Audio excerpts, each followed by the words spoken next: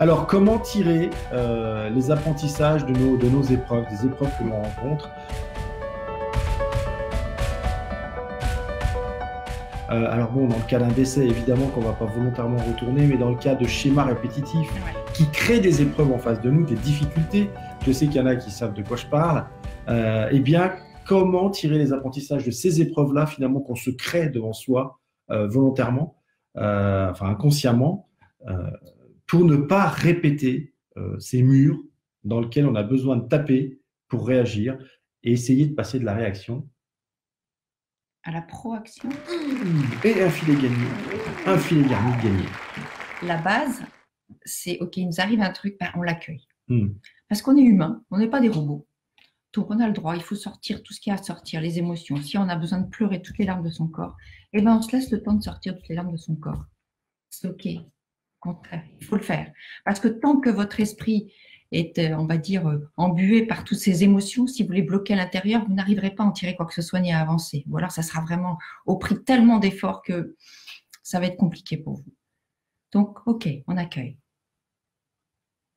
On laisse ce qui a à passer. Si c'est de la colère aussi, sortez la colère. Hein. Allez crier sur ce que vous voulez, taper sur un punching ball, courir dans les bois, crier dans les bois. Peu importe, mais faites-le. On est toujours limite avec la loi dans nos stages parce que sous le coup des émotions, nombre de nos participants enlèvent des pulls, des t-shirts et on est toujours obligé de freiner pour leur dire gardez quand même quelque chose sur vous parce que ça va être dangereux parce qu'effectivement, quand les émotions arrivent et qu'on les laisse arriver, généralement, si on a froid, on n'a plus froid à ce moment-là. C'est vraiment du feu, c'est de la chaleur. C'est aussi la preuve que vous êtes en vie et que vous vivez ça, enfin, que vous ressentez, que vous vivez comme l'être vivant que vous devez être au fond de vous.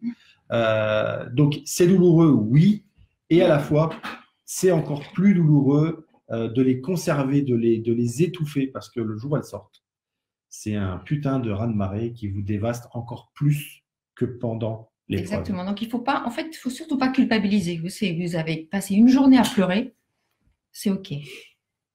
C'est pas un problème. Au contraire, c'est même, je dirais que c'est libérateur.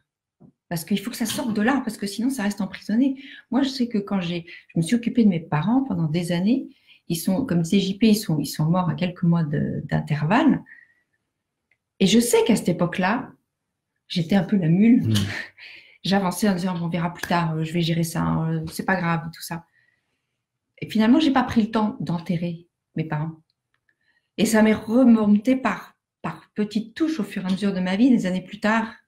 On a coué des trucs, comme s'il y avait des choses qui n'étaient pas encore complètement sorties. Et ça, c'est super important. Et les épreuves de la vie, c'est pas forcément des décès, heureusement, il n'y a pas que ça. Il y a plein d'autres choses qui peuvent être beaucoup plus petites, qui peuvent vous paraître beaucoup plus, finalement, insignifiantes, mais qui sont des épreuves. Le deuxième point, vous avez accueilli, vous avez sorti tout ce qui avait à sortir, et OK. Et après, bah, c'est de se dire, OK, c'est quoi le message? Alors oui, effectivement, on peut se dire à chaque fois, ouais, c'est gentil de dire ça, machin. Quand on a perdu sa femme, on n'a pas tellement envie de se demander c'est quoi le message, c'est clair. Et encore une fois, ça ne veut pas dire que c'est le lendemain, hein. Attention. C'est juste qu'à un moment donné, le plus rapidement possible, il faut sortir de cet état où vous êtes, au fond, vous sortez tout. C'est quoi le message? Qu'est-ce que je dois tirer de ça? Rappelez-vous d'une chose, c'est que vous êtes venu ici, vous avez choisi. Alors, pour certains d'entre vous, peut-être ça peut vous paraître un peu ésotérique ce que je dis. Ça l'est. Ça l'est. Et c'est OK.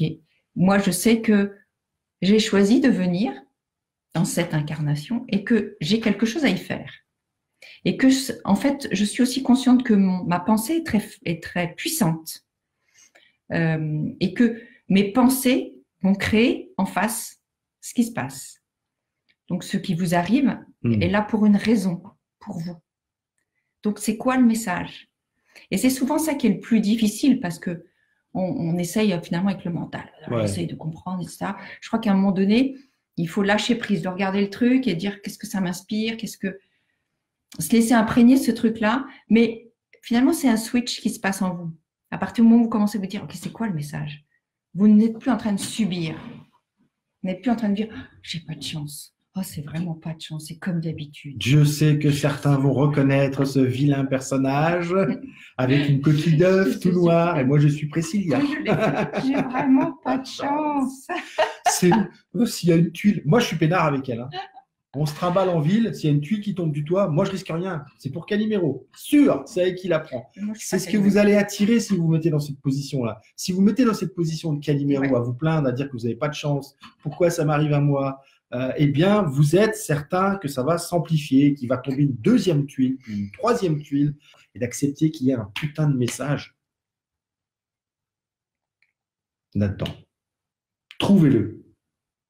Trouvez-le. C'est sûrement la chose qui vous fait le plus peur. C'est sûrement la chose qui vous repousse le plus. C'est sûrement la chose la plus évidente. Et si vous ne prenez pas ce message, attention à la répétition. Ouais. Donc, ce que je disais, c'est ce qui est important, c'est de s'entourer, d'oser demander de l'aide. Parce qu'il y a des choses qu'on ne peut pas faire tout seul. Il y en a, oui, ok. Il y a certaines expériences que vous allez pouvoir vous sortir tout seul. Salut Len. Mais il y en a d'autres, vous allez avoir besoin d'aide. Parce que, ok, vous avez accueilli, ok, vous avez vu des messages, ok, mais là, tout seul, là, j'ai un peu de mal. Hein. Donc, c'est très dur. Et j'avoue que, eh bien, si je n'avais pas osé demander de l'aide, j'aurais mis sûrement du temps à me reconstruire. Donc, la suite logique, ça va être de rebondir, reconstruire. Donc, évidemment, une fois que vous allez avoir trouvé le message, une fois que vous serez entouré, une fois que vous aurez accueilli tout ça, il va être le moment, non pas de rester là où vous êtes, mais de reconstruire avec cela. Il ne s'agit pas de mettre un couvercle sur la marmite et de dire c'est fini, on n'en parle plus, on l'étouffe et puis on la met de côté et on fait autre chose. Il va falloir construire dessus, il va falloir co-créer avec ce que vous avez trouvé. Ça ne sera que plus solide, plus fort, plutôt que de faire comme si ça n'avait pas existé. Et à un moment donné, vous savez, quand on enfouit quelque chose, il y a toujours quelqu'un qui est là pour le déterrer.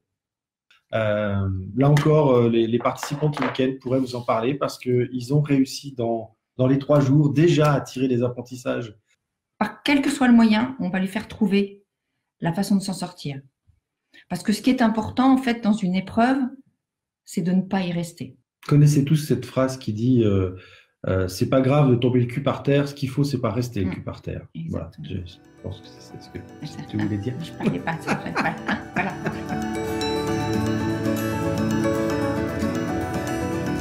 C'est sympa comme live, ça remet en forme. Faut chaude comme ça, pieds joints comme à la piscine, on se bouge en nez, hop, on descend.